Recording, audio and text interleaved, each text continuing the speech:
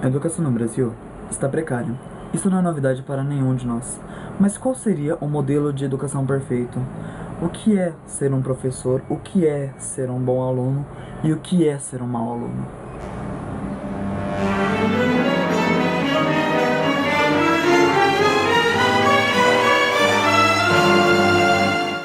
Considerando os critérios de avaliação que existem, vestibular, provas dentro da escola, qual é a sua opinião sobre eles? Então, eu acho importante prova, mas eu não acho que ela é o mais importante de tudo. Sim, tem as pessoas que precisam passar de ano, precisam ser avaliadas, mas isso não mostra realmente quem a pessoa é. E eu acho que tem outras maneiras de avaliar, por exemplo, o dia a dia, se a pessoa se esforça na escola, entendeu? Eu acho que isso que conta, de verdade. Eu acho que é válido sim, porque apesar de tudo, da maneira como é feito, seja ela qual for, é o único, de certa forma, é o único método que tem para que possa ser avaliado. Agora, quanto à questão de como isso é avaliado, aí já não tem como dizer, entendeu? O que está pegando aqui, assim, pelo que você me perguntou, qual que é o critério? Brasil. Então, assim, é difícil você falar assim, esse daqui passou por mérito dele, ou esse daqui passou por conta de cartucho, enfim, é difícil falar. Eu acho que tem os dois lados da moeda. Tanto aqueles que estudam, que sabem realmente, que na verdade nem precisaria de vestibular, poderiam entrar direto na faculdade. Mas tem aqueles que realmente precisam como posso dizer, dessa comprovação. Está apto realmente a prestar uma faculdade, entendeu? Então eu acho que de toda forma é válido sim. E agora, quanto aos critérios de avaliação, é difícil você opinar o que é certo e o que é errado. Porque eu sei de pessoas que passaram lá no primeiro porque é parente de fulano, de ciclano, entendeu? Então assim, é aquilo que eu falo, é o Brasil. Eu acho que o método de avaliação brasileiro ele é bem superficial, né? No caso você pega os vestibulares, é mais o acaso do que quem é um bom aluno, um bom estudante, digamos assim. Porque questões de múltipla escolha você abre margem de uma pessoa que está num dia bom, às vezes, acertar mais questões do que alguém que passou aí todo o período escolar, toda a idade escolar, né, fazendo um bom trabalho, fazendo as lições de casa, os trabalhos, né? Então ele não é contemplado, não só falando de vestibular, nem essas provas mais grandes, mas as provas de escola também elas não são contempladas pelos alunos, né? Ele está sempre avaliando o quê? Notas de rodapé, de caderno, de apostila, coisas que o professor fala que às vezes não são nem tão importantes, e é o mesmo esquema. O aluno, ainda mais se faz muito tempo que ele tem aula com o mesmo professor, ele já sabe todos os esquemas do professor. O que o professor vai perguntar, como que o professor vai perguntar. Então, às vezes um aluno desse ele tem mais condição de tirar nota do que um aluno novo na escola, por exemplo, que é um aluno que se dedique cada vez mais, né? Então o sistema no Brasil é muito falho, mas ainda está longe da gente acabar com o sistema, como é o caso dos Estados Unidos, que em vez de fazer uma prova, é uma entrevista. Então eu acho o seguinte, hoje, o método hoje está sendo muito bem representado, porque eu sou daquela opinião, não precisa ser feita uma prova, um exame, para você demonstrar o que você é, o que você... E sim no seu dia a dia, conforme vai na escola, tal, tirando suas dúvidas, praticamente, como posso falar? Basicamente isso, é o seu dia a dia e as suas dúvidas tiradas na hora. Essa parte de prova, sim, é um conceito bacana, só que não é para todas as matérias que isso é levado um conceito, como posso falar para vocês, seriamente dito, né? Então eu acho que hoje prova, dependendo da matéria, é bacana. Dependendo de outras matérias, não é legal.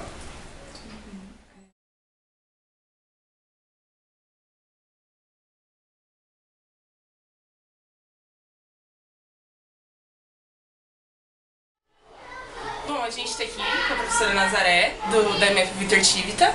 E a gente vai fazer algumas perguntas para ela sobre a educação em si, sobre os métodos de educação, no geral, durante a carreira dela como educadora.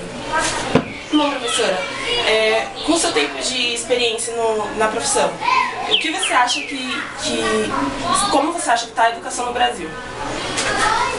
Eu acho que está caminhando, mas poderia estar melhor, bem melhor. E tudo depende, claro, de políticas públicas. Sim. Não depende só de nós, professores, não depende só da família, não depende só dos alunos. É um todo, todos são responsáveis e todos precisam dessa ajuda das políticas públicas para que a educação esteja cada vez melhor. Por que você escolheu ser professora? Pra ser sincera? Sim. Bem no comecinho, lá no princípio, eu, novinha, ia me casar e achava que qual a melhor profissão para uma mulher casada? Ia ser professora. Mas graças a Deus eu tive esse pensamento porque eu amo ser professora, amo, eu me dei muito bem, me realizei profissionalmente e sempre fiz o meu trabalho enquanto professora procurando ser a melhor professora possível e principalmente deixando marcas nos meus alunos, marcas boas, marcas que inspirem eles todos. Para você, existe diferença entre educador e professor? Existe. Quais são essas diferenças? O educador, no modo geral, o educador é até o condutor que carrega as crianças para a escola. O educador é a cozinheira que prepara o alimento deles também. O educador são os tios que cuidam deles, os inspetores de alunos. O educador somos nós, professores. Então é no modo mais amplo. E o professor é o profissional da educação, é o técnico da educação. É o que estudou para ser professor e trabalhar como professor. Bom, o que te motiva a ser professor? Quais as dificuldades e recompensas que você já teve na sua carreira? O que motiva é ter experiência e esperança sempre nessa juventude, sempre esperança nas crianças, para que a gente tenha um Brasil melhor. E o motivo é ver o amor das crianças, a sinceridade das crianças, amar a profissão, gostar do que faz. Eu acho que é o principal motivo. Sobre a sua carreira, muita coisa mudou desde que você entrou na educação até agora? E quais eram os seus objetivos quando você começou a dar aula? O que eu percebo que mudou muito foi a forma de ser criança. É a forma de ser adolescente, por conta de diversas influências que acontecem aí do mundo, a influência da mídia, a influência da sociedade, no modo geral, isso mudou. Então a gente fala, alguns anos atrás as crianças não faziam isso. Claro que não faziam, elas tinham outras influências na época que proporcionavam outras maneiras de viver, como acontece hoje. Então, nós, enquanto professores, coordenadores, a gente tem que estar se adaptando a isso, tem que estar inovando, tem que estar procurando acompanhar essas mudanças. Eu não sei se eu respondi o que você perguntou direito. Respondeu. Quais eram os seus objetivos quando você entrou na carreira de professor? Os objetivos é sempre não perder a esperança de um país melhor, né? Ver as crianças cada vez ascendendo, né? E conseguindo patamares na vida melhores condições de trabalho, de sobrevivência, de vida. Acho que é o que a gente, enquanto professor, deseja. Sim. Você acha que existe diferença na aprendizagem de cada aluno individualmente? Existe. Existe porque cada um tem seu tempo, cada um tem a sua maneira de aprender, o seu jeito de ser, tem as suas dificuldades, tem os seus problemas. E existe diferença sim, o professor tem que estar atento a isso, tem que ter um olhar diferenciado para cada aluno, ver a classe num todo e ver a classe no singular, aluno por aluno, ver todas as suas peculiaridades, as suas especificidades, para que ele alcance o objetivo que ele se propõe a ter com aqueles alunos. Na sua concepção de professora, de educadora, o que é ser um bom aluno? Ser um bom aluno é ser comprometido com ele mesmo, com as suas obrigações enquanto estudante, participar da forma como ele sabe participar. Não é questão de tirar só notas boas, não é só essa a questão de ser um bom aluno. Ser um bom aluno é ele ser comprometido com tudo, ser perseverante, ser otimista, correr atrás, fazer as lições, perguntar quando tiver dúvidas e se continuar as dúvidas, perguntar de novo e perguntar. Esse é ser um bom aluno. Qual o seu conselho para quem está vendo o vídeo e um depoimento a respeito do que precisa mudar na educação brasileira? Eu acho que a gente nunca pode perder as esperanças. O professor, quando perde a esperança, ele tem que então sair da carreira de professor. Eu acho que fundamental é não perder as esperanças, é acreditar sempre que as coisas vão acontecer sempre para o melhor, sair daquele senso comum de que tudo que acontece, de todos os planos de governo que eles colocam para nós na educação que não são bons, tem que sair disso. A gente tem que entender, tem que estudar, tem que analisar tudo que tem de proposta do governo, ver o que é bom e o que não é bom, tentar adaptar, tentar adequar e trabalhar com amor, trabalhar com esperança e sempre acreditando. Bom, eu não perguntei no início, mas quanto tempo você já está na profissão de professora? Eu no magistério eu tenho 22 anos, estou indo para os 23. De professora, 16 anos, estou na coordenação, tem 5 anos, vai fazer 6 anos agora. Bom, coordenadora aqui. Para quem não sabe, a professora Nazaré foi minha professora na 3ª e na 4ª série.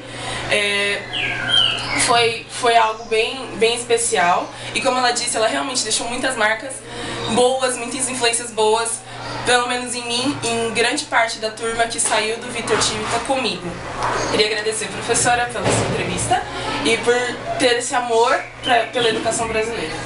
Eu também gostaria de agradecer, é uma honra ser convidada, né? E eu acho que esse é o prêmio maior do professor.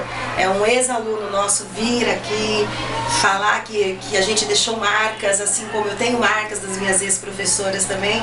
Eu acho que esse é o prêmio maior de um professor, né? E foi sempre uma ótima aluna, amo de paixão, amo a minha profissão e eu espero que que o nosso país, né, continue crescendo e melhorando, que tenham jovens assim maravilhosos como estes.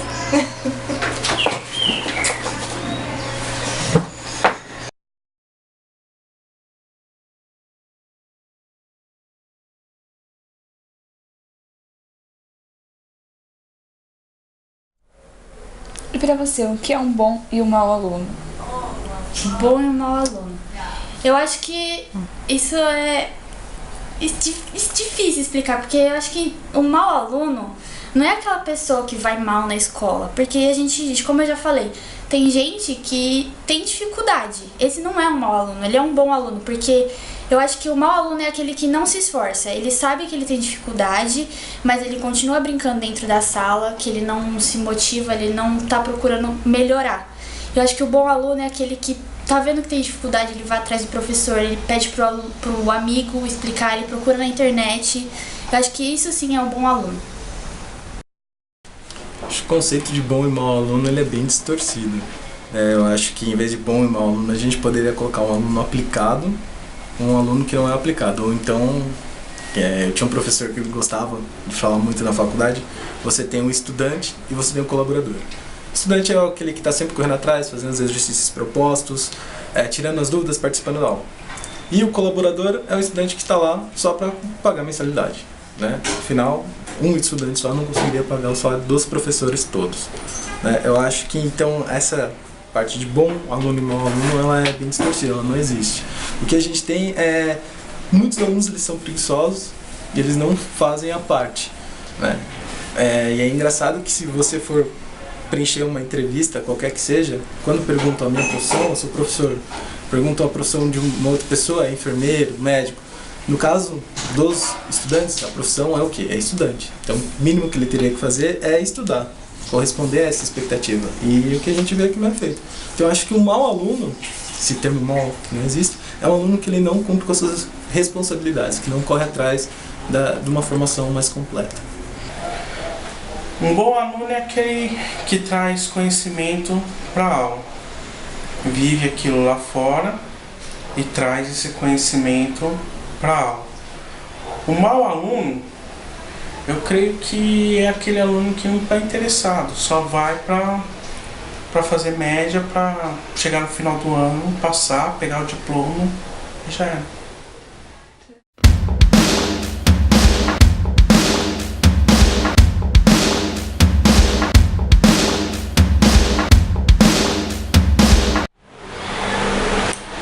Dentro desse tempo de experiência, como você acha que está a educação no Brasil? Melhorou, piorou? E possui algum desafio? Se sim, qual? A questão, a educação que vocês querem saber é o nível de aprendizagem dos alunos. Eu acredito que ela tenha regredido. Na minha experiência profissional, eu não posso exigir hoje do meu aluno de 9º ano o que eu exigia há 10, 15 anos atrás. Se eu fizesse a exigência, eu não tenho retorno do aluno, né? Agora, eu acredito assim que não seja incompetência do aluno, não penso assim. Eu penso que nós temos um sistema que não nos permite muito. Você para entrar dentro de um hospital hoje, você veja a tecnologia que tem dentro de um hospital, todos os meios tecnológicos que tem ali. Entra numa escola. Na maioria das escolas do Brasil, o professor continua trabalhando com lousa e giz, que é o material que a gente tem. Uma ou outra escola, possibilidade de aula de informática, de um pouquinho mais de tecnologia, né? Mas na maioria não. Quando se faz propaganda aí que vai colocar tablets para as crianças e aparelhos informatizados que tem sala, não são usadas adequadamente. Por quê? Eu acho. Mesmo o professor não está preparado para isso. E a nossa cultura ainda está muito aquém de tudo isso. Então, a maioria dos alunos vão para a sala de aula de informática e querem brincar no joguinho de computador. Certo? Então, a nossa cultura ainda é muito falha, do meu ponto de vista. Não sei se é isso, não sei se era essa a resposta, mas eu acho que ainda a educação tem muito a melhorar. Por que você escolheu essa profissão? Olha, eu acho que não foi eu quem escolhi a profissão, foi a profissão que me escolheu. Eu falo para os meninos que eu, desde criancinha, sou professora. Eu só sabia brincar de professora. Eu ia à igreja quando eu era criança e na primeira oportunidade eu fui dar catequese. E aí eu dava catequese como se eu estivesse dando uma aula. Então eu queria explicar o porquê que é o Pai Nosso, os detalhes da oração em si, eu queria explicar o sentido da palavra, o porquê daquela expressão, enfim, eu acho que foi isso, gente. Eu não escolhi, eu fui escolhida. Para você, existe diferença entre professor e educador? Se tiver, qual? Eu diria que a mudança aconteceu pelo tempo, nada mais do que isso. É como hoje a gente dizer que é o Fundamental 2,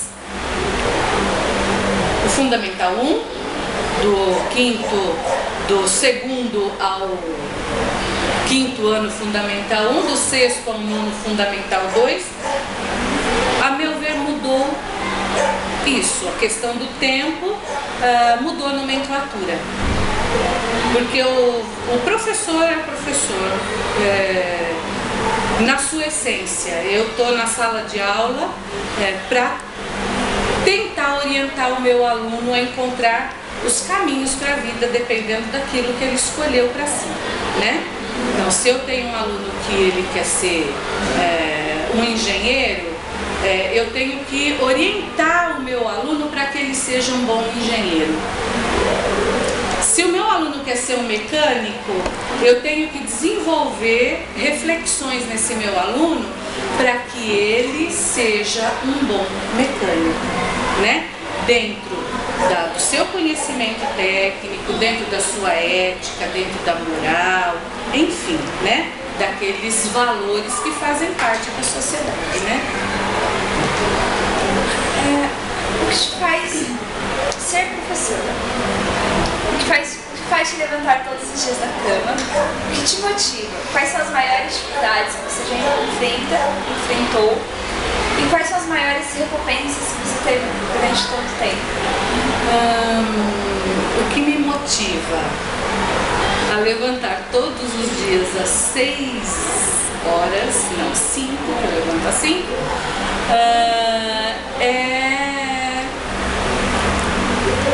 essa necessidade, esse anseio que eu tenho para cuidar dos meus meninos, dos meus alunos. Eu amo de paixão os meus alunos, todos. E é isso que me motiva a levantar às 5 da manhã. A outra parte da pergunta eu perdi. O que te faz ser professor? E quais são as maiores dificuldades, as recompensas que você teve durante toda a sua trajetória profissional? Eu acredito que a maior dificuldade que todo professor ou educador, como vocês preferirem, tem ainda a imaturidade, principalmente do adolescente, porque o aluno de Fundamental 1, ele está estimulado pelo desejo de aprender a escrever, a ler, né? Eles têm esse estímulo. O adolescente, não, ele já aprendeu a ler, ele já aprendeu a escrever, então ele vai cuidar mais das questões conceituais, né? Como o Matheus disse, a gramática, a oração subordinada, e aí a imaturidade do adolescente para entender o quão isso vai ser importante para ele na vida dele. Ele ainda não conheceu o porquê de tudo isso, o porquê que eu tenho que aprender tudo isso. Então eu acho que essa é a maior dificuldade, né? É fazer com que ele entenda que isso é importante e que o tempo não vai voltar, para ele poder recuperar isso. Então eu acredito que essa seja a maior dificuldade. A minha maior dificuldade é essa. A maior recompensa que você tem? A maior recompensa é um aluno me procurar para dizer que gabaritou prova de vestibular porque lembrava das minhas aulas. Isso é recompensa, não é? Recompensa é o Gustavo, que saiu daqui agora, ansiosíssimo com a prova do vestibular e querendo uma aula extra às vésperas do vestibular, né, cansadíssimo, porque o aluno que se prepara ao longo de 3 anos para fazer o vestibular, ele está cansado agora, né? Ele já fez vestibular em várias faculdades diferentes, ele está cansado. Aí ele chega ao 12:30 e fala assim: professora, fiquei apenas eu para aula extra, você vai dar? Claro. Né? Isso é recompensa.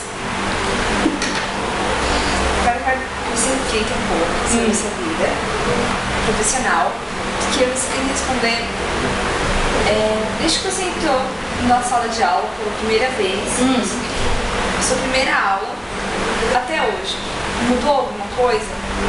Quais eram os seus objetivos iniciais e os seus objetivos agora? Você conseguiu realizar algum? Conseguiu realizar eles? Teve alguma frustração? O que mudou durante todo esse tempo? Meu primeiro dia de aula, vejam, minha primeira sala, foi para uma sala de terceiro ano e meu filho estava nela, né? Então, a minha primeira sensação de medo, de insegurança, porque eu estava ali responsável, inclusive, pela educação do meu filho, né? Eu sempre fui, continuo sendo, não mudou nada até hoje, continuo insegura, preparo minhas aulas como se eu estivesse preparando a minha primeira aula. Então, eu acho que essa minha insegurança é positiva, né? Porque isso me dá a possibilidade de estar sempre aprendendo alguma coisa, né? Alguma novidade, a dar minha aula diferente, né? Então essa segurança se mantém, essa minha vontade, esse meu desejo de trabalhar permanece, não mudou nada, eu continuo estimulada. Muitos colegas falam assim, não vamos fazer isso, deixa, isso já não funciona. Eu ainda tenho vontade de fazer, eu não perdi essa minha vontade de fazer. Eu acho que eu continuo com as mesmas emoções, com os mesmos sentimentos de quando eu iniciei meu trabalho de professora, com uma única diferença. Hoje eu já estou com 55 anos, então às vezes o corpo estranha um pouquinho, né? Então você sente uma canseirinha a mais, mas eu acho que fora isso eu continuo dando as minhas aulas com a mesma emoção do início sempre. Qual método, para você, qual é o método de educação ideal? Você segue esse método ideal e qual é a sua metodologia ideal? Metodologia extremamente flexível, né? Dentre todas as vertentes aí que existem, né? O construtivismo, o tradicionalismo, enfim, eu acho que o ideal seria que nós conseguíssemos interagir, tudo isso, fazer diferentes inferências, né, nesses diferentes métodos de ensino. Eu acho que aí nós teríamos um trabalho mais de apreensão de conhecimento, né? Porque há diferença entre aprender e apreender. Apreender é intrínseco, né? Você adquire e não esquece mais, é diferente do aprender. Então, no tempo em que nós conseguimos fazer isso na educação, eu acho que nós vamos ter uma educação ideal, né? Onde haja essa relação das diferentes metodologias, né? Visando ao interesse do aluno, né? Então, conseguir mostrar para o aluno, olha, você tem diferentes caminhos para seguir na sua vida, né? Ele encontrar esse caminho e a escola conseguir direcionar isso. Então aí nós vamos ter um método de ensino ideal, ao meu ver. Você acha que existe diferença entre os alunos na questão de como eles aprendem? E se você acha que sim, como você lida com essa diferença? Existem e eu percebo por mim. Eu aprendo muito ouvindo. Eu me pareço um pouco com o Matheus Zucca, que disse que conseguiu fazer prova lembrando das minhas aulas. Eu lembro de aulas de professores meus do ginásio, tá, gente? No meu tempo era ginásio, hoje é Fundamental 2. Dando aula. Eu tinha uma professora de história que eu consigo imaginar. Acabou? A professora dando aula. Então tem alunos que aprendem através da audição, outros aprendem através da imagem parada, estática, outros aprendem a partir da escrita. Eu acho que é assim que acontece.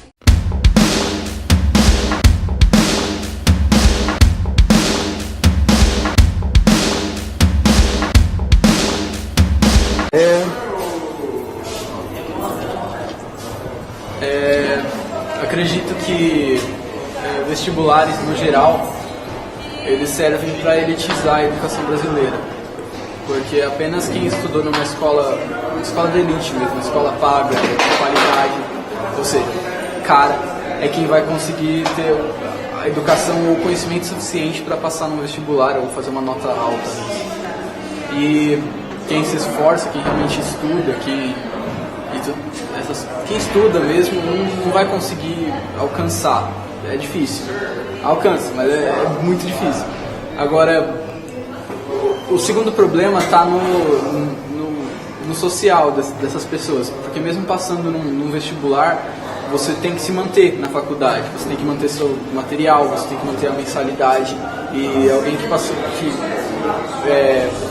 no vestibular, pegou um ProUni, passou com uma boa nota e pegou alguma bolsa, ele vai ter que realmente estudar bastante para se comparar com os outros alunos que no geral assim eles são mais elitizados, então eles não têm a necessidade de trabalhar, de pagar contas, de pagar materiais, porque tem papai e mamãe para bancar. Então não sei se é uma coisa justa esse método de avaliação, os vestibulares. Porém, eu não fui apresentado a nenhum que sirva realmente de uma maneira seja útil, assim, nenhum que realmente avalie todas as inteligências humanas. São só alguns de decoreba ou de ciências exatas. Só isso.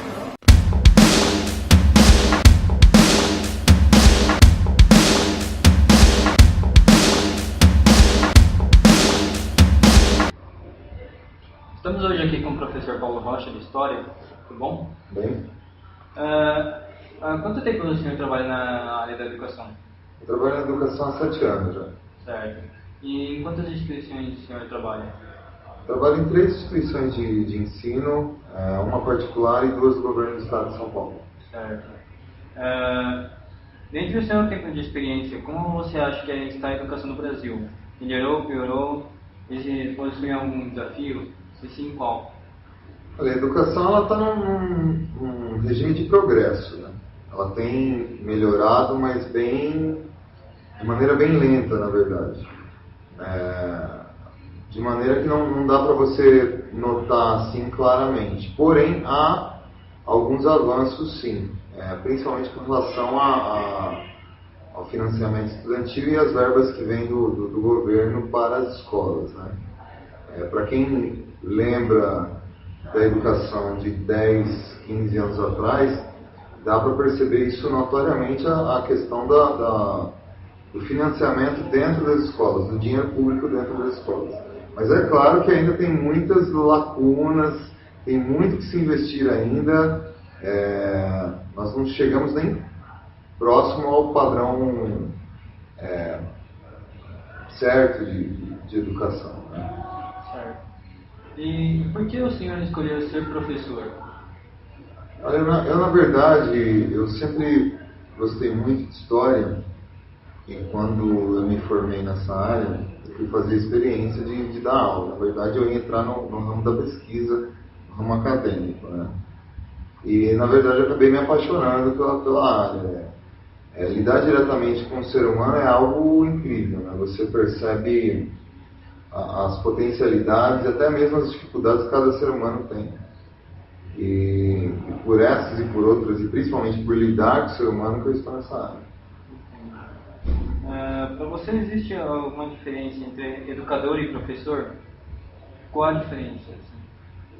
Na verdade, não há grandes diferenças, né, entre o educador e o professor.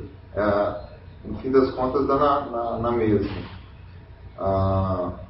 Não é só um papel de transmitir o ensino, né?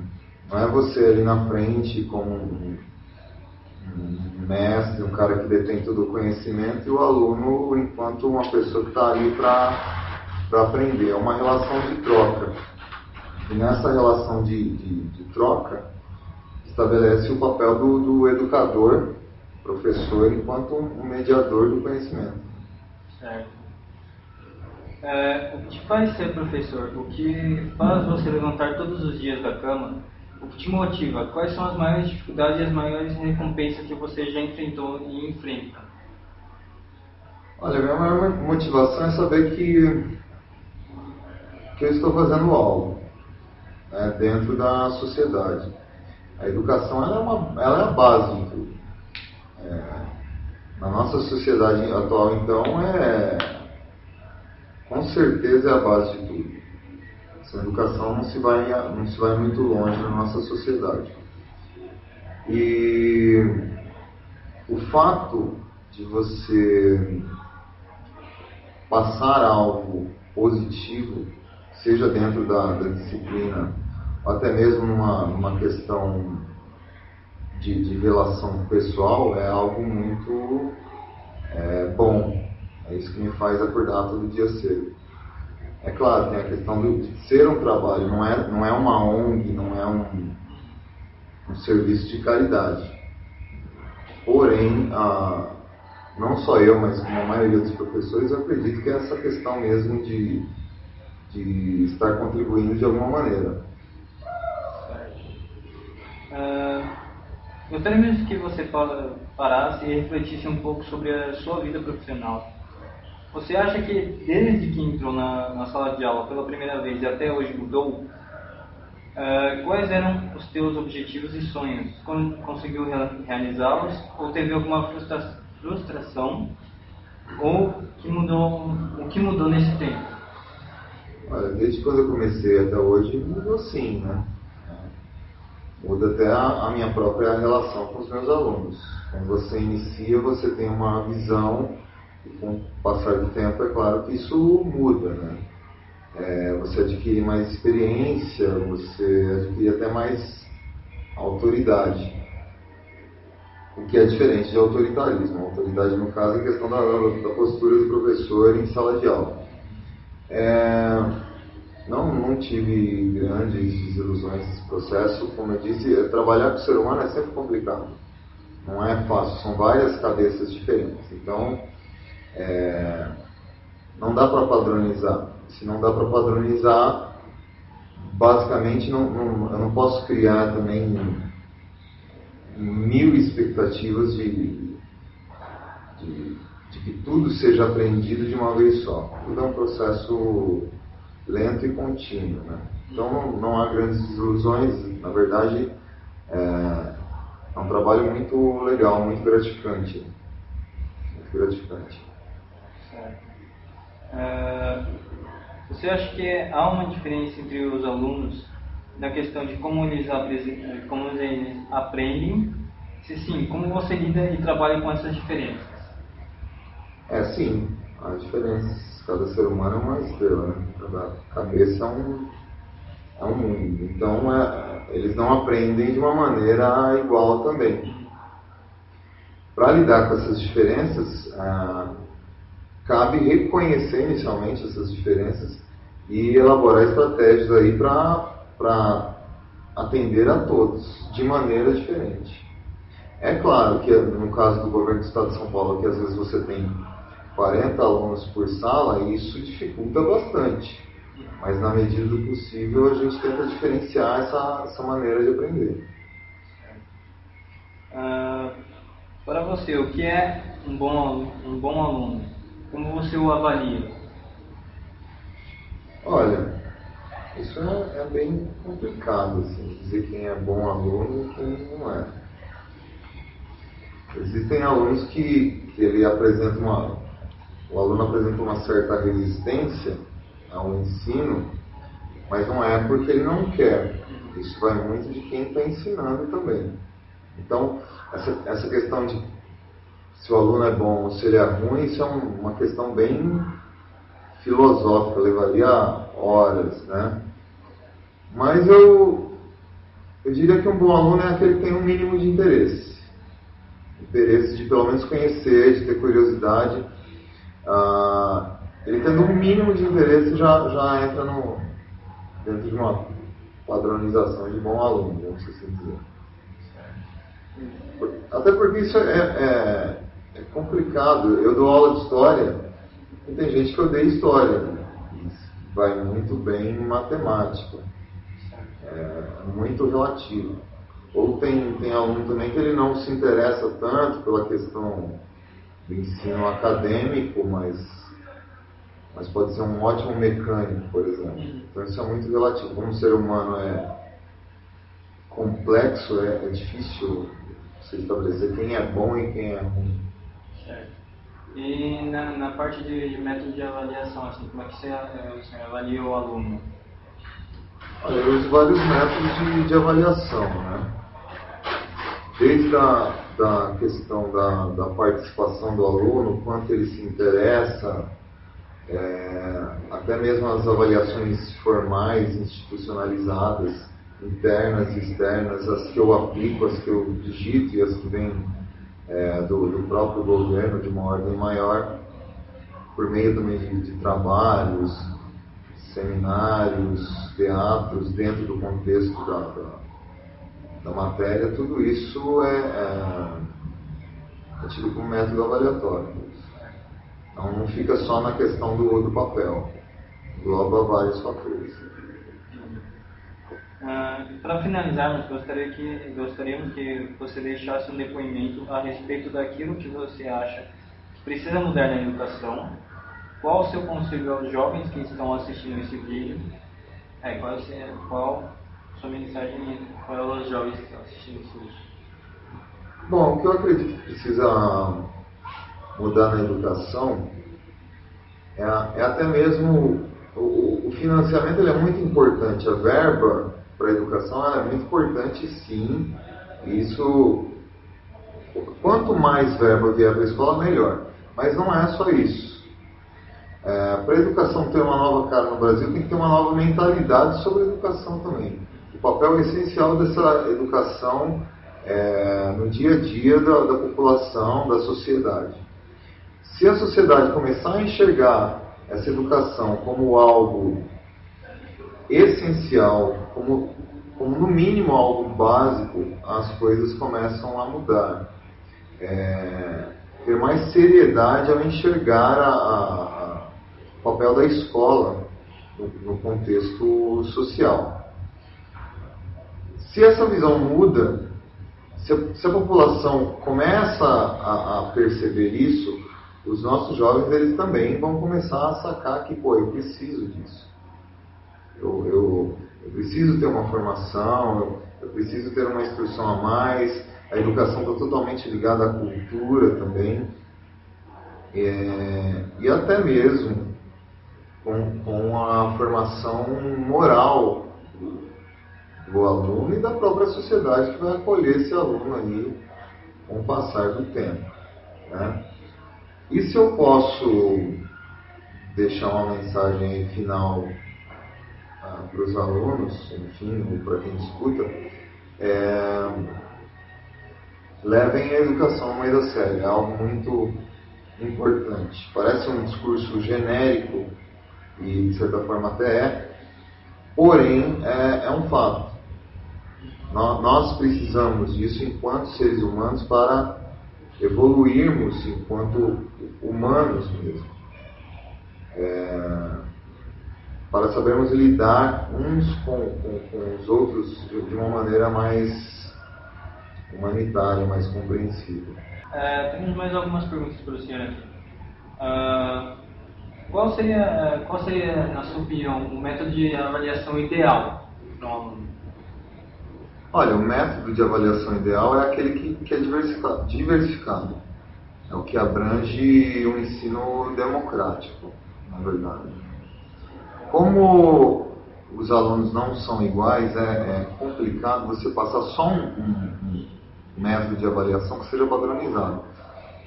Então, o método de avaliação que é o ideal é aquele que valoriza as diferenças dos alunos, né? Não só a avaliação institucionalizada, mas aquela que analisa o aluno um todo. Não seria um único método de avaliação. Essa avaliação ela englobaria várias coisas, vários fatores. Bom, em relação à sua metodologia, sua forma de dar aula, como o senhor dá aula? Olha, eu dou aula de história, né? Então, história nem sempre é uma matéria extremamente querida, assim. Tem gente que odeia história. Então eu tento deixar o dia a dia em sala de aula menos pesado. Eu procuro brincar com os alunos, procuro ver aquele contexto ali histórico de uma maneira até mais engraçada, mais lúdica, para tirar um pouco esse peso academicista de cima do aluno. Porque na verdade ele não está interessado em datas que ele tem que decorar, ou nos grandes generais, e assim vai. O aluno ele tem uma mentalidade ao qual ele está inserido na sociedade atual, onde ele tem computadores, onde ele tem tablets, celulares de última geração. Então esse ensino em sala de aula, essa questão da história em sala de aula, ela tem que ser interessante, ela tem que ser mais interessante do que esse próprio contexto tecnológico onde ele está inserido. Então, o meu método de ensino procura flertar aí, desde com as tecnologias atuais, ou com músicas, ou uso de vez em quando o violão também, para procurar explicar a matéria com músicas, com canções, para deixar o método mais suave, menos tenso, né? Trazer o aluno mais próximo da questão histórica, de uma maneira mais leve. Conte uma cena que marcou a tua vida na profissão de professor. Na verdade, existiram vários pontos, tanto positivos quanto negativos. Eu acredito que mais positivos do que negativos. Mas um fato que me marcou muito foi um aluno que eu dei aula para ele no terceiro ano do ensino médio, e ele terminou, se formou, enfim. E um dia eu estava em casa e recebi uma ligação e era esse aluno. Eu não tinha passado meu número para ele. Ele insistiu na direção da escola para que eles passassem meu número. E aí, na verdade, ele me ligou para agradecer, porque ele tinha gabaritado uma prova de história de um vestibular público, de universidade pública. E eu fiquei muito contente com aquilo, isso me marcou, assim, a relação dele ter tido esse carinho, essa consideração foi muito importante. Isso me ajudou a enxergar um pouco mais além da educação. Então não se limita só aos muros da escola, que às vezes o aluno ele leva aquilo que você ensinou para fora e muitas vezes ele, mesmo ele não te falando ou te falando, você acaba percebendo que de uma maneira ou de outra eles vão lembrar de você com carinho. Certo. Muito obrigado. E aí, Marinha? Vou até na minha casa fazendo qualquer outra coisa. Mas decidi ficar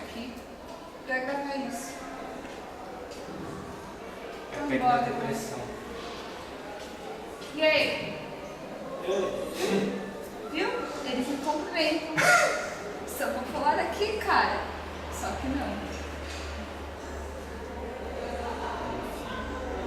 Beleza, vamos começar com o Jossa direito. Meu nome é Aline. Meu nome é Rafael. Mano. Meu nome é Matheus. É a queridinha do grupo, é a pessoa mais meninada. E... o que a gente tá fazendo aqui mesmo? Gravando negócio pra minha nota. Não.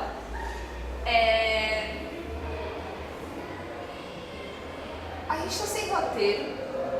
Sem porra de roteiro nenhum. Então não estranhe se a gente ficar desse jeito, fazendo eternamente. Ou ficar perdido nas ideias, porque... foda-se. Mas... a gente gravou uma série de vídeos. Fizemos uma série de entrevistas com o pessoalzinho. Peraí que eu vou fechar a janela, porque eu sei que vai vir barulho de lá fora.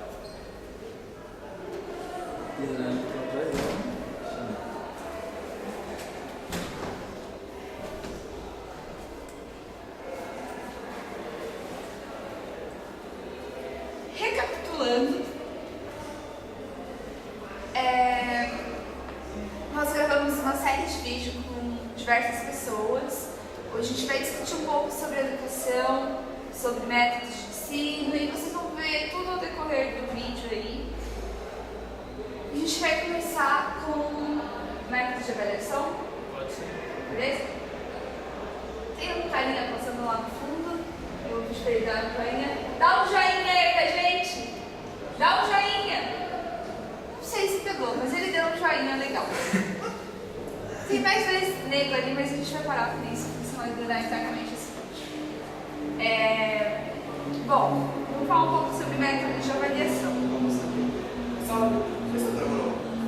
Sim. Já tá ligado direto pra internet. Oi? Não tem ninguém aqui, aqui era só Saresc. Desculpa atrapalhar. Imagina, se ele tivesse uma conversa, a gente focava.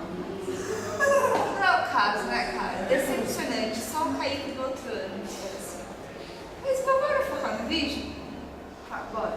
Método de avaliação. A gente fez uma série de entrevistas, eu tô de novo repetindo isso. Cada pessoa deu a sua opinião sobre método de avaliação. E a gente vai começar pela fofinha do grupo. Pode falar. Na minha opinião, se tratando de vestibular, eu acho, igual alguns nossos entrevistados já falou, é algo que pode-se dizer extremamente que não é uma avaliação direita, porque qualquer pessoa, seja ela entendendo, sabendo conhecimento ou não, pode simplesmente decorar as informações necessárias para aquele vestibular de copista e consegue passar mesmo sem sabendo porra nenhuma. Também quando tanto vestibular é mais abrangente, mas tipo, provas não provam nada, qualquer um pode decorar. Eu acho que se for manter esse negócio de avaliação, na minha opinião, algo mais radical, seriam avaliações surpresas. Porque assim a pessoa não se prepara para isso, não se prepara com aquela decoreba. Ela se prepara ao longo do ano, porque nunca sabe quando é que vai ter uma avaliação. Bom, só reforçando, vocês vão ver que a gente vai estar falando todo tempo de vestibular. A gente está falando muito de vestibular porque a gente está no terceiro ano do ensino médio. Esse é o ano que a gente se fode. Tá acabando. Tá acabando. Hashtag tá acabando. Mas a minha percepção, na verdade, sobre... Você quer falar? A minha concepção sobre métodos de avaliação, eu discordo com a Zurra. Eu acho que não é você dando uma prova surpresa que você vai resolver o problema, porque você está aplicando uma prova do mesmo jeito. Eu acho que você deve... Eu não sou completamente contra prova, vestibular, e acho que tem que distinguir na face da terra. Eu concordo, só que eu acho que nota critério de nota realmente não prova se você sabe ou não. Eu já vi diversas pessoas, eu mesmo já passei por isso, de ter uma nota X, só que o meu conhecimento é CY. Eu consigo muito bem desenvolver aquela questão, desenvolver tal assunto, tal conhecimento, só que eu tive a infelicidade, ou outras pessoas tiveram nervosismo, uma série de outros fatores na prova. Eu acho que não só nervosismo, esses critérios que as pessoas falam, mas eu também acredito que a questão de vestibular realmente tem esse processo de decoreba, tem um pouco desse de decoreba, mas acho que os alunos eles devem ser avaliados continuamente, diariamente, só que para você avaliar você tem que entender que além de aluno, primeiramente nós somos humanos. E tem dia que eu tô super bem, tem dia que eu vou chegar na sala e vou estar super disposta a fazer alguma coisa, porque naquele dia eu tô bem. Só que vai ter dia que eu vou estar com dor, vai ter dia que pode estar acontecendo alguma coisa na minha casa. Tem dia que é só uma puta de uma preguiça mesmo. E somos humanos, e eu acho que não só os alunos, mas professores e toda a bancada acadêmica tem que entender que não somos mais um número, um cara aqui, mais um CRM lá, que é o seu código da matrícula. Somos alunos e acho que a base para você conseguir fazer uma avaliação decente, que você consiga avaliar, bom, esse meu aluno realmente está aprendendo, aquele ali não, e a culpa não é porque esse é excelente, aquele ali é péssimo e eu vou botar na fogueira. Tem uma série de outros fatores, tem uma série de outras variáveis, mas acho que a questão principal é primeiro se entender que estamos trabalhando com seres humanos e que não estamos lidando com máquina. Então eu não posso tentar padronizar a forma do... Peraí, pessoal, rapidinho. Não tem ninguém aqui, avisem todo mundo que a gente está gravando, procurem nos outros andares ou lá embaixo. Valeu. Então, recapitulando, eu acho que, acima de tudo, eles têm que entender que estamos trabalhando com seres humanos e não com máquina. Você não pode tentar padronizar a forma como as pessoas vão aprender. Você tem que saber, você tem que entender que dentro de uma sala, dentro de um ambiente escolar, você tem diversidades e diversidade de aprendizados, diversidade de gosto, uma série. São pessoas diferentes. Então você tem que saber trabalhar isso dentro da sala, preparar esse professor para que ele consiga abranger e conseguir fazer com que todos aqueles seus alunos na sala aprendam. Eu acho que a questão de avaliação não é simplesmente você ter uma prova lá, não, isso é um documento. Cara, para mim, uma prova lá, tá, isso é uma prova para documento. Beleza, então tá, a gente preenche. Se só querem documento, eu simplesmente faria, ó, tal prova, tal respostas. Todo mundo assina aí, responde isso que eu vou dar 10 para todo mundo, porque eles querem documento eles vão ter. Eu concordo em partes com o que a Aline falou, principalmente que a parte que os alunos eles devem ser tratados como seres humanos, não como máquinas. Mas o método de avaliação eu acredito que deveria ser como realmente é a vida, ou seja, a prática. Eu acredito que não só direcionar o aluno para aquilo que ele quer seguir na vida dele, mas a prática de tudo. Porque um aluno ele acaba se decepcionando ou se desinteressando com algumas matérias, justamente por conta daquela matéria parecer um porre para ela, parecer um pé no saco. E eu acredito que se a gente acabar mostrando a parte prática daquela matéria, a parte que dá para, digamos assim, que é útil, não estou dizendo que tem coisa que é inútil, digamos assim, que aquilo mostrar a parte prática realmente da coisa, não desmerecendo a coisa teórica ou desmerecendo as provas, mas eu que justamente a prova ele não mostra realmente o interesse, o conhecimento da pessoa. Ele só vai mostrar o que a pessoa decorou, o que que foi colocado na cabeça dela desde do tempo que ela entrou na escola. Digamos que a pessoa, quando ela decora, é meio que você abrir a cabeça dela e colocar um monte de líquido ali e congelar. Botar no congelador, aquilo ali vai ficar fixo ali, ela só vai saber aquilo ali, ela vai só se prender ao conteúdo que está ali. Eu acho que a parte prática, ela leva a você ampliar os horizontes, leva você a ter outras visões do mundo, o que leva também, eu acredito que o aluno a se interessar por várias outras áreas, além daquela que ele deseja seguir para o resto da vida dela. Eu acredito isso. Eu acho que é um ponto realmente válido isso que o Chico falou. Mas além de critérios de avaliação, de métodos, a gente também pode falar dentro do ambiente escolar. Dentro disso a gente pode falar sobre a parte que nos apoia, ou seja, a parte estrutural da escola, toda a direção, toda a parte de professores e tudo mais. Isso não é foco do nosso trabalho.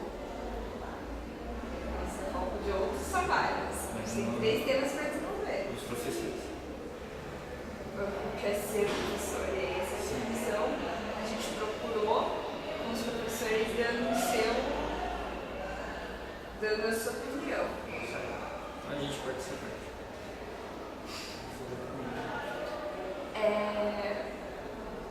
Acho que tem mais alguma coisa de métodos de avaliação que eu ia falar, mas eu tô meio assim, uma vibe muito doida. Oi? A gente vai fazer edição, meu bem, eu não vou ficar toda assim. O problema é que os métodos não são. Ah, sim, também tem essa questão. A gente poderia falar a parte do Oi? Do animal. Bom, olha pra isso, porque esse que é o grande foco. Falar sobre. Vou explicar um pouco. Nosso grupo tem 4 pessoas e vai ter horas, tipo agora vai ficar 2, vai ficar 1. Vocês vão entender também. Tem um bando de encarnado naquele polo que é o grupo, a gente vai esperar eles pararem.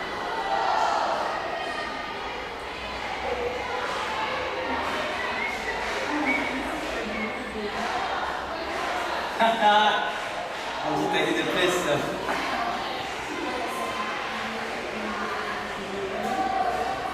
A gente vai parar a gravação para esperar esse povo. A gente pode falar sobre os números.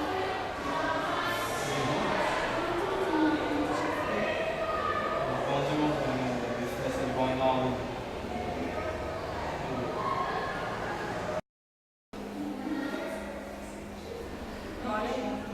Bora.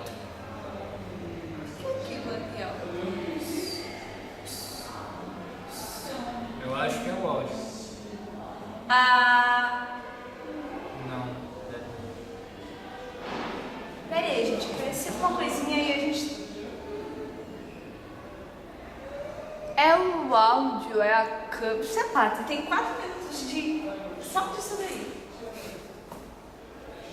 Bom, como seria muito tempo perdido, a gente vai continuar. Agora deixa eu falar um pouquinho sobre.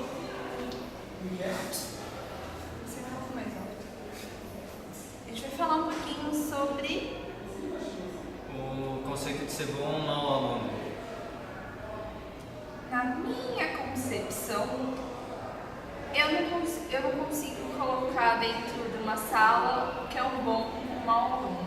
Eu sei que um monte de pessoa vai considerar um bom aluno aquele cara que tira notas excelentes, ou aquele cara que se dedica pra caramba, aquele cara que tem sempre... Vai pensar naquele nerd, pensa naquele nerd de óculos, a gente vai gravar essa cena, a gente pode fazer várias cenas assim, de um professor na sala, a gente pode fazer exemplo aí, sei lá, quando a gente tá tão cansativo. Pode ser. A gente faz. Pensa num nerd. Sabe aquele nerd de aquele óculosão, cara super escroto, que gosta de anime, essas paradas? Não me xinguem, pelo amor de Deus. Esses carinhas super estranhos, esses mesmo. Muita gente considera eles um exemplo de bom aluno. Há quem diga o contrário.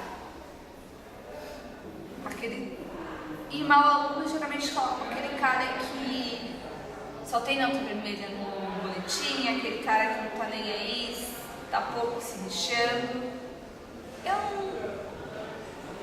Não é que eu não... Calma aí que eu tô pensando. Vou focar.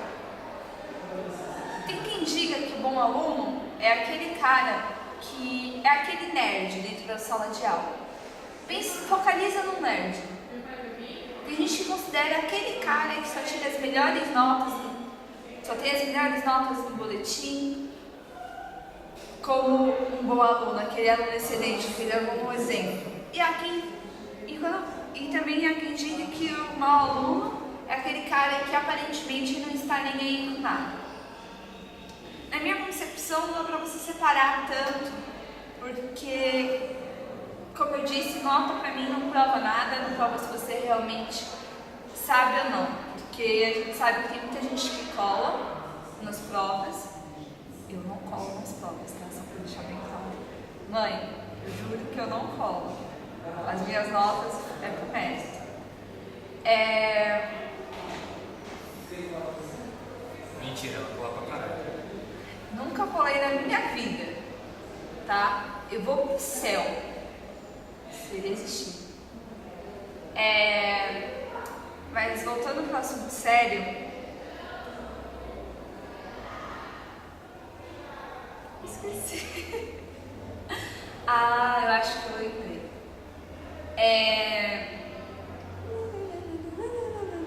Você vai cortar isso. Tá. Eu não conseguiria separar porque a gente está trabalhando com seres humanos, como eu disse. Como eu disse, eu acho que prova não realmente prova nada. E nota também não prova se você sabe ou não, se você é um bom aluno ou não. Eu acho que um bom aluno, acima de tudo, além do quesito nota, eu acho que um bom aluno é aquele aluno que vai se interessar em aprender. Independente se ele tem facilidade, se ele tem dificuldade, se ele entende ou não a matéria. É aquele aluno que ele se interessa por aprender. Por mais que, às vezes, ele se interessa por aprender, vai ficar generalizado. Mas eu posso muito bem ter um cara que não se interessa por matemática, mas ele é muito interessado com música.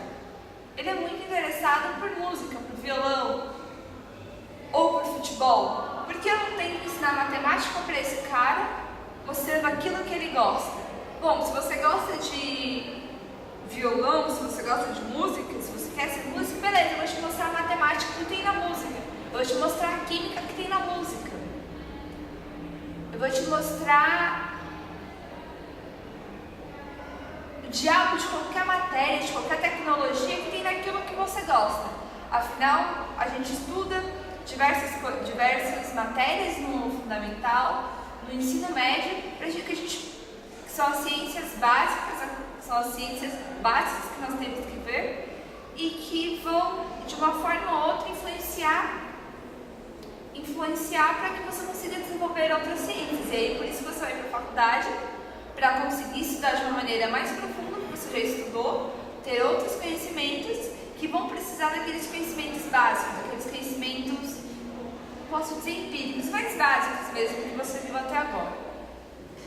Eu acho que é em relação de contexto, é relativo, bom ou mau aluno, mas eu não posso falar que o cara que simplesmente está lá fechado, não está anotando coisa no seu caderno, não é um bom aluno. Também não posso classificá-lo como um mau aluno.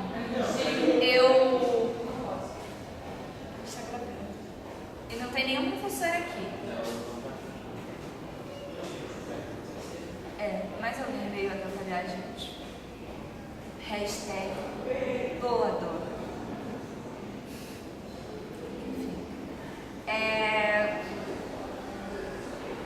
Caralho, essas pessoas vêm e me atrapalham. Eu sou péssima com a memória. Vamos lá. Pode falar um pouquinho e depois eu volto a falar. Eu concordo com ela na questão que o bom aluno o bom ou mau aluno ele não pode ser definido, não tem uma definição correta. Às vezes aquele cara que você vê que ele só tá, parece que ele só tá de corpo na sala e ele não abre o caderno, ele não anota nada, mas às vezes o cara ele consegue absorver o conhecimento apenas pelo olhar, apenas olhando, apenas ouvindo, porque as pessoas elas têm essa diferença. Tem pessoa que ela consegue absorver conhecimento através de só coisa visual, através de coisa auditiva. Às vezes a pessoa precisa anotar tudo que ela precisa em tópicos para entender aquilo. E tem pessoa que ela não precisa anotar nada. E nem por isso que ela é um mau aluno. E às vezes aquela pessoa que bagunça na sala de aula, a famosa turma do fundão, eles não estão ali daquela forma porque eles são maus alunos. Com base no livro Fomos Maus Alunos, eu posso dizer que esses alunos eles têm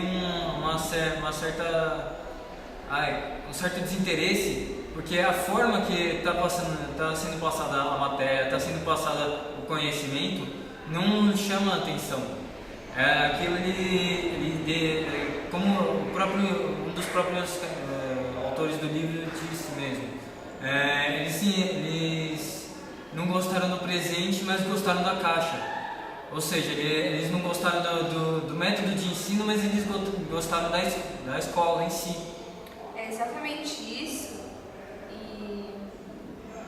o que eu estava querendo falar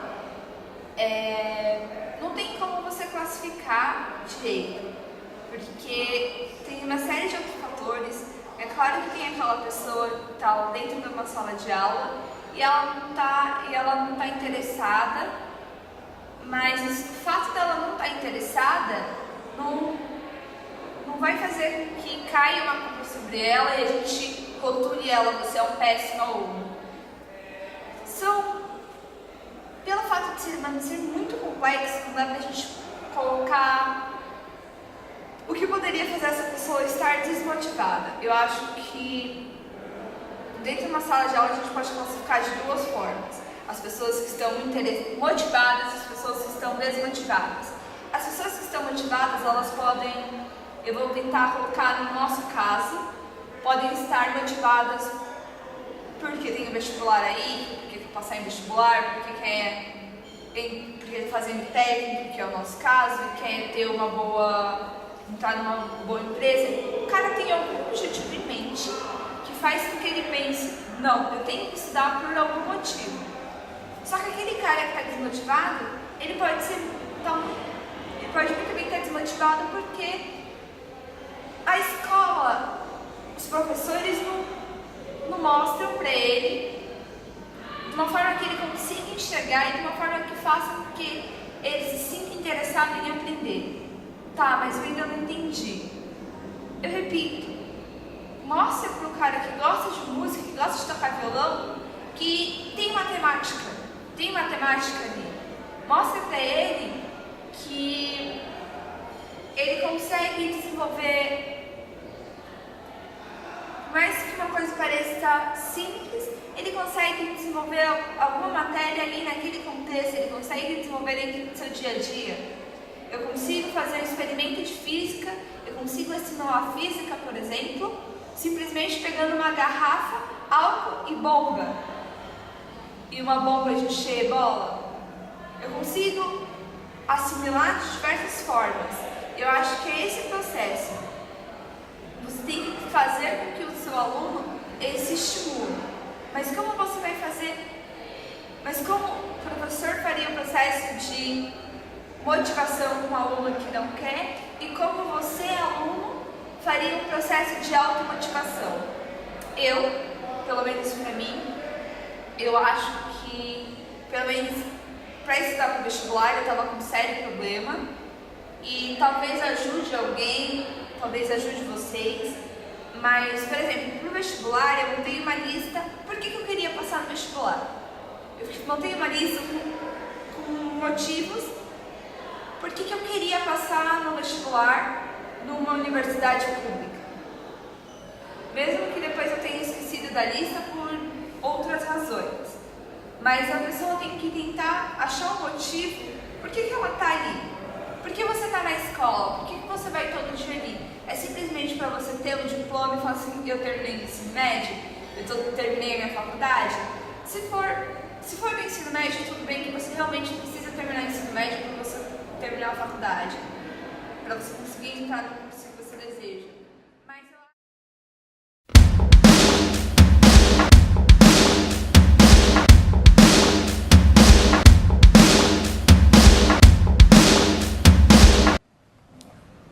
bom, entre o seu tempo de experiência, como você acha que a educação no Brasil hoje?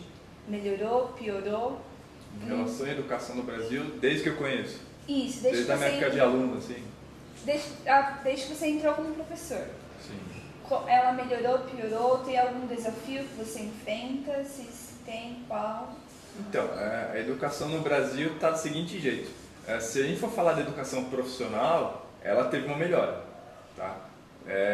Mesmo porque o objetivo do mercado é você ter profissionais, enfim, você ter gente trabalhando. Agora, se você for levar em consideração a educação de base, ela tende a piorar. Tende a piorar desde esse tempo aí, porque, infelizmente, a educação de base não gera dinheiro, né? E, enfim, e a requisição hoje é por trabalhadores mais qualificados nas áreas tecnológicas, que é por isso tem esse investimento que a gente vê aqui na ETEC, mas quando você vê de educação que vai dar uma base científica para as pessoas, para elas poderem, enfim, questionar aquela coisa toda, a gente só vê piorando. Ok. Por que você escolheu ser professor? Não sei se eu escolhi ser professor, acho que ser professor me escolheu, assim, de um jeito ou de outro sempre dei aula, de uma forma ou de outra, assim, eu sempre, talvez por ser um pouquinho nerd demais na escola, demais não, nunca é demais, mas enfim, as pessoas sempre pediam ajuda pra mim e eu acabei me acostumando a ensinar as pessoas, uma coisa levou a outra e eu tô aqui. Pra você, existe diferença entre educador e professor? Qual? Define educador. Então, para você definir se para você tem uma diferença, se é só nomenclatura para você. Então, educador para mim, os primeiros educadores que a gente devia ter são os próprios pais, ou a própria família, quem é adotado, aquela coisa toda. Né? Infelizmente a TV é uma educadora hoje em dia, inclusive dos adultos. Né? Mas o educador é o cara. O educador e o professor, na verdade, devem ser a mesma coisa, né? Porque a gente ensina a matéria, a gente tá lá, tem o que a gente tem que ensinar, mas a gente acaba passando mais coisas, né? A gente acaba passando valor, a gente acaba passando, enfim, influenciando de alguma forma e sendo influenciado. Então você tem que saber fazer isso de forma que você não impõe as suas ideias, e sim você fala, ó, é isso. Você ensina a pessoa a pensar, né? Pra mim essa é a função do educador / professor. É você influenciar e fazer o cara pensar por si mesmo. Se ele vai concordar com você ou não, vai ser a escolha dele. Se concordar, ótimo. Se não, contanto que tenha bons argumentos, essa é a ideia. O que te faz ser professor? O que te faz levantar todos os dias da cama? Qual o motivo que te faz dar aula? Quais são as maiores dificuldades e as maiores recompensas que você enfrenta e já enfrentou? Bom, o que influencia é porque é legal. É legal, eu gosto de dar aula, assim, e você aprende muito ensinando, né? Você, além de fixar o conhecimento que você já tinha, você acaba aprendendo coisas porque é uma troca, né? É bem legal isso. E é uma profissão que você está contribuindo, dependendo do jeito que você leva ela, você pode estar contribuindo com a sociedade melhor ou não. Eu creio que eu estou contribuindo para uma sociedade melhor, assim, eu espero estar certo, tá? Mesmo por causa daquele negócio, assim, eu nas minhas aulas, na verdade fora delas, né, que na aula eu tendo a ficar bem no foco do assunto, mas fora dela, porque além de ser professor, você cria uma relação pessoal, né, com as pessoas que você está dando aula. Né? Professor que não faz isso, de boa, na minha opinião, não é um professor, porque não dá para se manter extremamente profissional, a vida é uma coisa meio seca, assim, não é legal.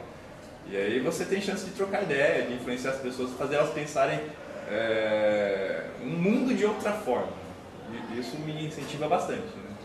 E aprender coisas novas, né? Que isso sempre influencia, é muito legal. Trabalhar com conhecimentos, trabalhar com coisas assim. Eu já trabalhei em outras profissões que não é professor. E a única coisa que você está gerando quando você não dá aula, assim, quando você trabalha numa empresa normal, é lucro para um cara que está explorando outras pessoas. É isso. Isso não estimula muito você levantar cedo todo dia e trabalhar. Aqui não, aqui é interessante.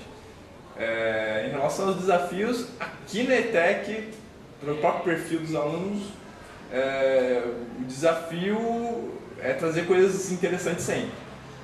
Isso é legal. Quando eu dei aula no ensino fundamental, no ensino público, que está, perdão a palavra, está fudido, né? O desafio era tentar primeiro organizar a sala. Conseguir, tipo, que a gente conversasse assim e se ouvisse. Né? E o outro desafio era tentar estimular, porque muita gente está no ensino público, assim, normal, já vem de uma longa data de desvalorização. Tipo, eles falam que eles são merdas desde a primeira série, a julgar pelo ambiente que eles estudam, que é tudo quebrado, tudo estragado.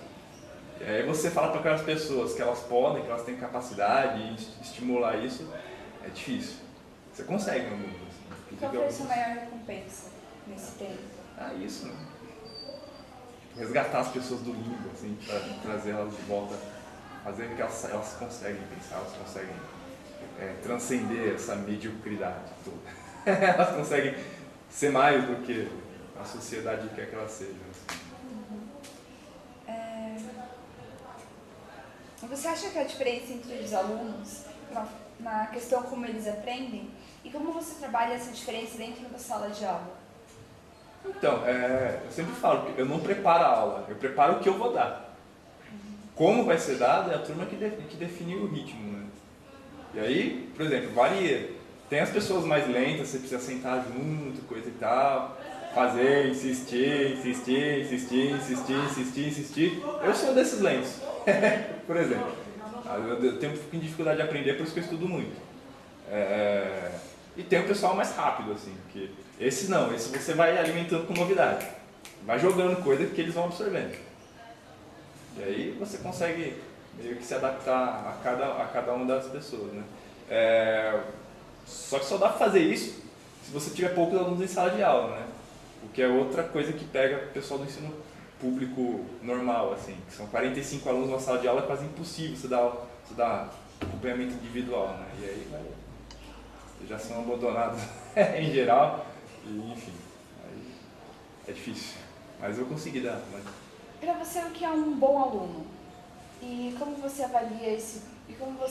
Bom aluno é o cara que quer aprender, o cara ou a menina, enfim, que quer aprender. Ponto. Tem sede, assim, eu quero saber. Independente da área que ele gosta, independente. Aliás, na minha opinião, as pessoas deviam estudar o que gostam, não o que são obrigadas, mas a gente não está no mundo ideal ainda, né? E qual a segunda pergunta? Como você avalia os seus alunos dentro da sala de aula? Eu, como tenho problema sério de memória, é prova, não tem jeito. Não dá, eu adoraria fazer a avaliação individual, né, coisa e tal, nem nos nomes das pessoas, geralmente. Eu lembro do rosto. Tipo, pelo rosto eu consigo distinguir as pessoas, mas pelo nome fica impossível. E aí você não lembra o nome, você não consegue o número, você não consegue o número, você não consegue dar a nota. Então a nota, no meu caso, é só prova mesmo. E dou uma revisão, dou aquele acompanhamento, coisa e tal. Tento dar, pelo menos. Mas é prova. Tem umas limitações de memória terríveis. Agora é o momento para você refletir sobre a sua vida profissional. Sim. E desde a primeira vez que você entrou dentro da sala de aula, a primeira vez que você botou o pé, terrorizante, até hoje, terrorizante. o que mudou? Quais eram os seus objetivos que que te levaram a ser professor, quais eram seus objetivos e seus anseios iniciais, o que mudou de lá para cá e quais são os seus objetivos hoje. E você conseguiu realizar esses objetivos? Teve alguma frustração? Você acha que você mudou com o tempo? Então, é aquele negócio que eu falei de ser professor, né? Eu acho que o professor é eu e não eu sou o professor. O objetivo em sala de aula é ensinar. Sempre foi esse meu objetivo. Meu objetivo de vida é outro. Meu objetivo de vida é revolução social e acabou. Tipo, mudar essa merda do jeito que está aqui e passar em vez de pensar em dinheiro, a gente pensar nas pessoas e na biosfera, naquela coisa toda, pra gente poder, pra todo mundo ter e de fato ter chances iguais na vida, enfim. A gente poder pensar, em vez de pensar em lucro, a gente pensar em humanidade na vida. Mas meu objetivo em sala de aula é ensinar o máximo possível. É isso. E tirar as pessoas da mediocridade, porque a sociedade tende a colocar elas, assim, com Domingão no Faustão, novela e futebol. Né? Só para dar uns exemplos, de Big Brother, pelo amor de Deus. Mas enfim, o meu objetivo é tirar as pessoas da mediocridade, saber que elas podem ser muito mais do que... É isso. E isso não mudou até hoje. Das decepções... Eu não digo decepções, mas eu digo não sucessos, porque decepção é quando você não encara a vida de forma realista. Se você encarar a vida de forma realista, você sabe que você vai ter ganhos e perdas. Isso é normal da vida. Né? Agora, quando você acha que só vai ter ganho, você se decepciona. Né? Mas coisa que eu gostaria de ter feito é de recuperar os bagunceiros da sala de aula quando eu dei aula no ensino fundamental. Que você vê que são pessoas que não têm apoio em casa. Tipo, é batata. Você vê um cara que não tá pouco se ferrando para estudo, coisa e tal, batata. Tem pai e mãe omisso, de alguma forma. Independente da classe social. E aí conversando você percebe, né, que aquilo é meio que uma manifestação da insegurança deles, coisa e tal, que é uma forma deles se destacarem. Né? Quando você se destaca intelectualmente, eles só conseguem destacar daquele jeito, porque eles não têm apoio em casa para estudar, não tem com quem conversar, com quem tirar as neuras, né, que eu repito, a sociedade tende a colocar na cabeça, ainda mais na adolescência, que é um período tipo sexualidade, coisa e tal, e sexo na nossa sociedade é tipo quase proibido, né? Em vez de estimular você curtir de forma saudável, não. Tipo, não pode, que frescura. Então, que tá aí. E aí a molecada tudo neurótica, assim, isso eu gostaria muito de ter recuperado a maioria deles. Alguns eu consegui dar um toque, mas mesmo assim eu vejo eles não saíram daquilo ainda. Ainda estão seguindo o mainstream da sociedade, que não é legal. Tipo, coisa legal é beber bastante, ficar bêbado e merda. Qual a sua metodologia de aula? Dentro da sala de aula, você segue alguma linha? Uma linha formal ou uma linha que eu posso falar uma linha que eu criei? Linha formal, nenhuma. Tem um pessoal que é freiriano, coisa e tal, nem sei o que é isso. Eu tento ensinar do jeito que eu gostaria que tivessem me ensinado, né? Então, assim, eu gosto muito da aula prática. Eu tento não dissociar a teoria da prática, eu tento. Né? Às vezes vai muita teoria, às vezes é muita prática, né? Mas eu tento não dissociar uma coisa da outra. Eu tento dar os dois ao mesmo tempo. Porque se você não vê uma utilidade no conhecimento que você está aprendendo, você vai esquecer aquilo em 2 minutos, tá? Agora, se você vê uma utilidade, mesmo que você esqueça, mas fica um arquivinho aqui em algum lugar, que quando você vai precisar, você resgata ele. Né? Eu uso muita metáfora nas aulas de operação de computador, nem tanto. Mas de programação, eu uso muita metáfora, muita metáfora. E metáfora ajuda, né? Porque são coisas do mundo real que você pode mandar para o campo da informática e tentar fazer uma correlação, né? Porque eu sempre aprendi por correlação. Muita repetição, precisa de repetição, não tem jeito. Você só decora aquelas mensagens do metrô porque eles repetem até o fim do mundo.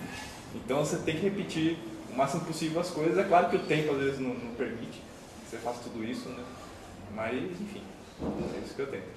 E quando é uma aula muito teórica assim, eu tento ir bem devagar. Por exemplo, matemática é difícil você fazer metáforas, é difícil, enfim. Às vezes eu até cantei, já fiz algumas coisas. Tem que ser divertido, ó. Se não for divertido, é um saco. Né? E tentar criar tesão no pessoal. Você não gosta do que você aprende, você não vai pra frente. Se você contasse uma experiência profissional sua, dentro da sala de aula ou não, que te marcou.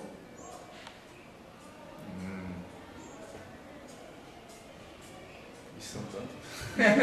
Uma só. Selecionar uma, né? Na verdade, não dá pra dizer uma. Mas a experiência que me marca é mais a relação humana, assim, tipo, você cria uma amizade. E é legal isso, porque a gente deixa de ser o professor ou o aluno e passa a ser, tipo, colega de classe, ou quase amigo, ou amigo mesmo, né? André, você conseguiu aqui, velho? Rapidinho, estou fazendo entrevista aqui. De novo. Tudo bem.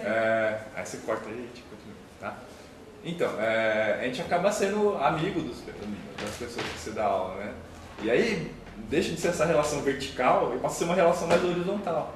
Eu acho que essa é a experiência mais legal que ocorre sempre, que eu tento fazer ocorrer também, essa horizontalização da sala de aula, assim, tipo, eu não sou mais o professor, o fodão, não, eu sou um cara ali que sabe um pouquinho mais que todo mundo, mas que a gente cresce junto, enfim, cria relacionamentos além da questão do professor e aluno. Sim. Considerando que as pessoas que vão assistir o vídeo não necessariamente têm a mesma base que a gente está tendo aqui, que a gente vai tentar disponibilizar na internet, tudo. Legal. Como uma forma também de as pessoas forem procurar, não ficarem só naquele negócio de procurar no Google e achar as definições do Brasil Escola. Sim, bem então, melhor. considerando Vídeo é a mídia. que as pessoas, considerando que muitas das pessoas não vão ter a base que nós temos de educação, que a gente consegue ter, a gente gostaria que você deixasse um recado, um depoimento para essas pessoas, com respeito daquilo que você acha que precisa mudar na educação brasileira hoje, e o seu conselho para essas pessoas. Bom, aí sai direto lá. Beleza. Provavelmente as pessoas que vão me assistir aqui vieram da educação pública, que nem eu vim, né? Que a gente sabe que não é grande coisa, aliás, é muito pouca coisa, tá? Falta professores porque falta remuneração, falta equipamento, falta interesse do Estado, e sempre não vai ter interesse do Estado porque, enfim, povo mal instruído é povo facilmente manipulado. O meu conselho é estudarem muito, não tem jeito. Procurem livros, a internet está aí, tem um monte de sites de aprendizado, inclusive no YouTube, enfim, que você pode aprender muito. Insistam muito até conseguir passar numa faculdade, de preferência pública, porque a maioria das pessoas não vai ter nem dinheiro para pagar um. E eu acho um absurdo você ter que pagar uma faculdade, porque a gente paga um monte de imposto e isso não retorna para a gente, além do lucro que a gente proporciona para todo o sistema econômico. Estuda muito. Dediquem seu tempo, quem tiver companheiro ou companheira, namorado ou namorada, chama para estudar junto, porque vale a pena. Tipo, livro vem de livrar, que é livrar você das amarras, das correntes, de tudo. Conhecimento liberta mesmo, tá? Não vai ser fácil, nunca é fácil, ainda mais quem veio de uma base educacional ruim. E se envolvam em política. Não em política partidária, pelo amor de Deus, mas se envolvam, façam política por vocês mesmos. Não esperam que político decida alguma coisa por você. Vai lá, organiza seu bairro, junta as pessoas, porque a única forma da gente mudar a situação educacional no Brasil, no mundo, enfim, a situação econômica, é se envolvendo em política, é estudando, não só política, é claro, né, mas estudando em todas as áreas, que vai te dar conhecimento, vai te dar poder para fazer isso, e fazendo política das N formas, e na minha opinião, fora institucional, porque esse modelo já está falido, né? Se você conseguir organizar essa sociedade e obrigar esses caras que estão aí em cima a eles começarem a terem medo de nós, aí sim, quem sabe a gente consegue impor as nossas ideias de forma que a gente tenha enfim, de fato uma prioridade para a educação que a gente deveria ter tido sempre, né? O Japão é o que é hoje porque investiu em educação, mas ele só investiu em educação porque o papel geopolítico dele era de criar tecnologia, enfim, e o nosso papel geopolítico é de fornecer matéria-prima para o mundo. Só que a gente não pode aceitar isso, né? A gente tem que ir atrás e lutar pelos nossos direitos. Tudo bem. muito obrigada pela entrevista. A gente encerra por aqui, né? Mas realmente muito obrigada pela entrevista. Acho que é isso, né, pessoal?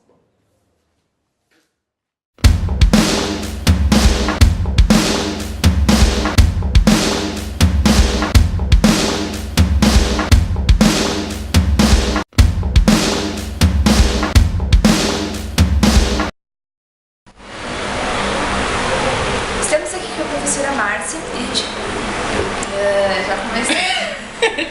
É Vácaro, né? Vácaro. Até hoje ainda não sei qual que é a pronúncia certa. A gente vai levantar todos os dias e dar aula. Ainda sobre motivação, droga. Estamos aqui com a professora do colégio Vácaro, a professora Márcia, de matemática, português. O que te motiva... Peraí. Tá, o que te motiva todos... O que te motiva a acordar cedo todos os dias pra dar aula? Lembrei. Qual foi a sua maior recompensa? Tá gravando. Desejo muito que vocês tirem nota máxima nesse trabalho, por conta do empenho, dedicação e do aluno que eu sei que vocês são. Como não amar?